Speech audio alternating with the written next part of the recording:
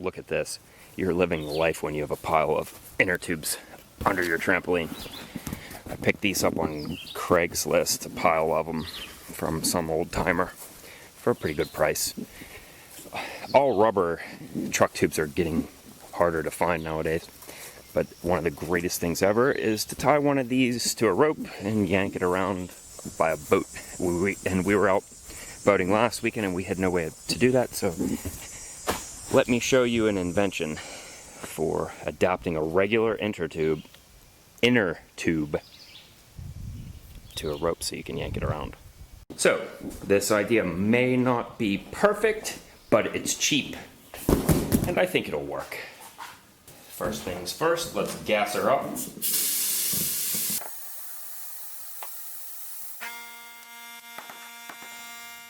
Okay, let's go over the list of junk you'll need to pull this off. A pool noodle. And another inner tube just like this, preferably one that's been used or destroyed. It's flat, so we're going to cut it apart. A nice spool of paracord. Make sure you get the 7-strand stuff so it's good and strong inside and it doesn't rip apart. Or just use any rope that you trust in the water. By law around here, you need to be 50 feet away from your boat, so make sure this is at least that long. To make the gizmo itself that holds this, we need 2 pieces of PVC pipe. I'll give you a close-up. Mine are 17.5 inches long, but that's incidental. What's important is that one fits inside the other. I'm using a 3/4 inside diameter piece and a 1 3/8 inside diameter piece. I'm using a 150-pound test carabiner. They're only $1 a piece. You're not mountain climbing with this. You're just pulling body weight around that's floating on water, and there's not much at stake in case it breaks. But you could also just tie directly to the boat.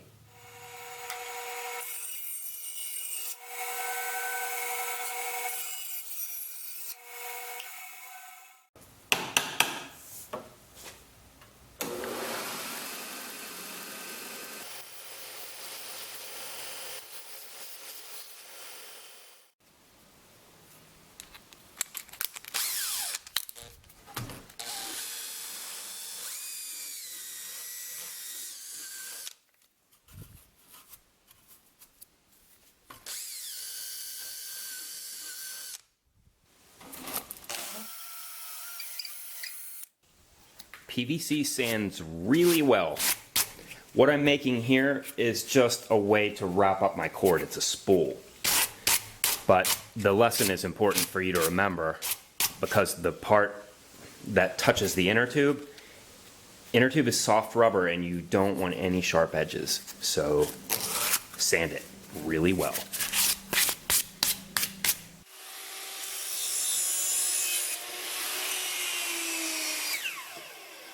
I want to clean up this mess, and this is the boat end. What we have here is a figure 8 on the end, and it just makes this loop that can either be attached to the boat with this,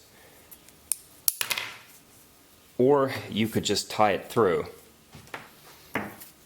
For convenience, I want to tidy it all up with a spool. For demonstration, a figure 8 looks like this. You start this way, and then all you do is take this end of your rope and follow the path right back around. You're just tracing the figure 8 that you made to begin with. I have a video on the subject I'll link at the end. Please learn from my mistake. Make your spool a little bit larger, but it's not important. Moving on the end that you'll be holding on, another figure 8 with a backup knot, and it goes through both pieces of PVC pipe, which we will examine shortly. Here is the tube that actually grabs a hold of the tube. This is the cutoff, which I'll just show you right now for demonstration. there's no sense in me making another one just for you to see it. So let's do an autopsy of what the tube looked like originally. The first thing that I did was made a cut right here and cut away the valve stem. And then I had to make a cut all the way around the circumference of it. Right here, conveniently on my tube, there was a line that shows what the center is. After doing that, the inner portion of it is smaller. It has a smaller length, a shorter length, so it's less useful to me. This is the part that I want to use. And this is where the magic happens.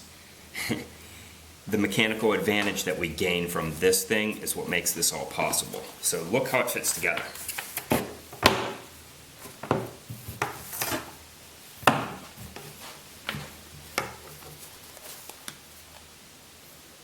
Interesting, right?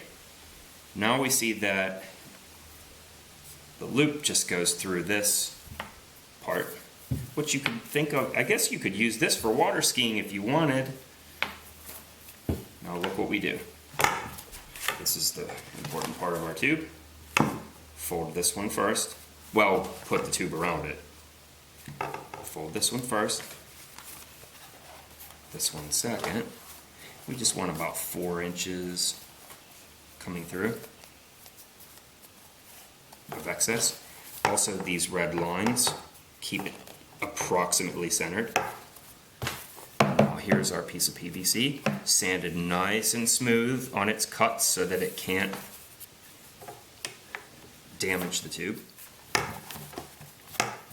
I want it to look nice and clear so you can understand.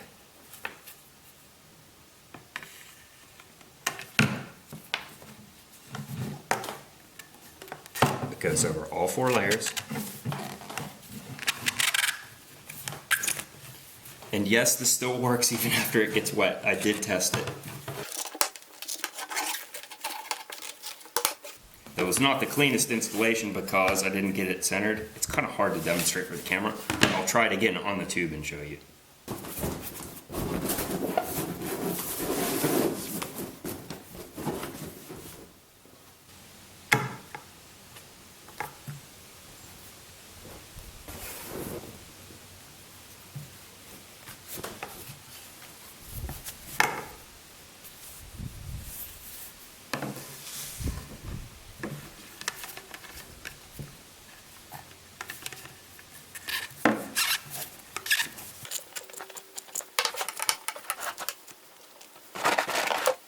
Why did I go through all this trouble? Let me explain. 2 pieces of reasoning. One was that if I just tie a rope to the tube, it's going to put more of a pinpoint pressure on the tube and squeeze it and increase the likelihood of just yanking the tube too hard and popping it. Another reason was that this is a giant rubber band. It gives. And so when you're water skiing, you'll notice that the cord snaps taut. And at that point, it jerks the tube really hard. It's kind of like the difference between a static or a dynamic climber's rope. This you can think of as a soft start, and hopefully it will reduce neck injuries. In this shot, I have it deliberately off-center, just so you can kind of see what's going on here. It kind of confuses the brain a bit. Imagine you want to pull this side through. As you do, it forces it to get tighter on the other one. And as you pull this one through, it forces it to get tighter on this one. So it would be very difficult to yank this out. Very difficult. If you were paying close attention, you're wondering, hey, what about the pull noodle? Okay, that goes here from this knot forward. And what it does is, for one, it floats. And for two, it will keep this part of the rope away from the person who's tubing at least 4 feet. And that way it'll just reduce the likelihood of, the rope that's closest to the tube from getting wrapped around somebody's leg or arm. paracord has a tendency to get its panties in a bunch because it's an outer sheath that encapsulates 7 strands inside. So let's go over the handling a little bit. I want to wrap it up starting back here. I'm just going to grab it and wrap around my elbow and hand.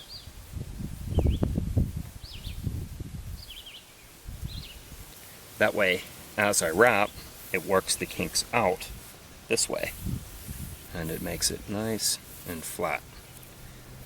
And now we'll use the spool in a way that I hadn't intended on using it, but it'll work. Make sure when you do this part, you have this loop at the end. And we'll grab all of the loops here so that we have a nice bundle. Put them through. And now wrap it around the whole thing like this. And that should store away nice and neatly. It seems pretty tough, but there's one last test I want to put it through.